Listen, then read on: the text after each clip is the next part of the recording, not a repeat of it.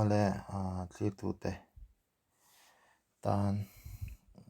voina kat ron thil ti thum hi chu phone atang bikin phone atanga mani YouTube profile theme mang du tan e phone atanga ti ve tu si tan lo thiam lo in lo pal takin chumia ti dan chu thlem ka lo tar langa YouTube ti dan tam tak English Hindi na tho na chungin mizo tongin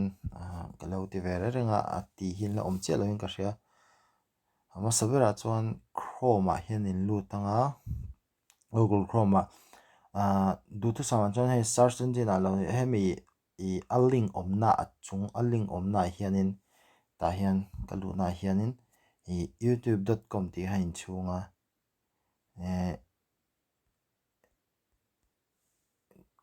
katina chan na link katina chan do big chu ti khan I profile han automatic in a lut ngal mai ta kha all sam na lai chun ta chon I profile la hian I lut tanga profile omna chu hela profile chunga dot pathum hian lut ma sapotanga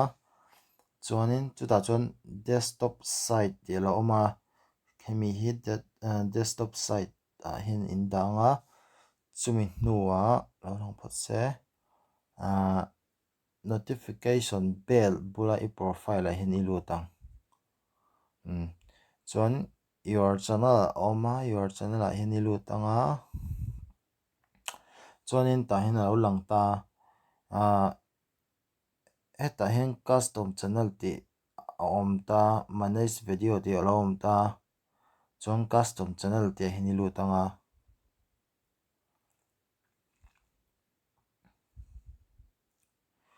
chuanin heta hianin channel custom ti lo ta hemi hnuaia hian layout ti le branding ti le basic info ti lo ta chuanin ta hianin branding hian I lutanga ta hian alo ta cheta ni pathum ti tur ta video watermark ti te banner image ti te chuanin profile picture ti te lo ta banner image hianin hei ke chong kalau da to sawangin change semo remove mo han ta me chuan ta hian in du dan in nang mani la nei lo chuanin set khalo ta in set anga ta chuanin all device ti te TV ti te alo omanga chuan desktop ti thunga ten lo omanga ta chuanin all device khan ke chong ka da tu na hian achan chu ka phone atanga mu thei tur ka du wangin ne chuan chu tiang chuan anyway abak omvak lo chuanin hi in back anga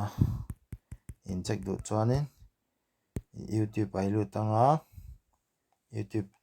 apps pa nga ya chuanin profile ai lutanga your channel pa nga ai lutanga ti khan lo don me ni ti hian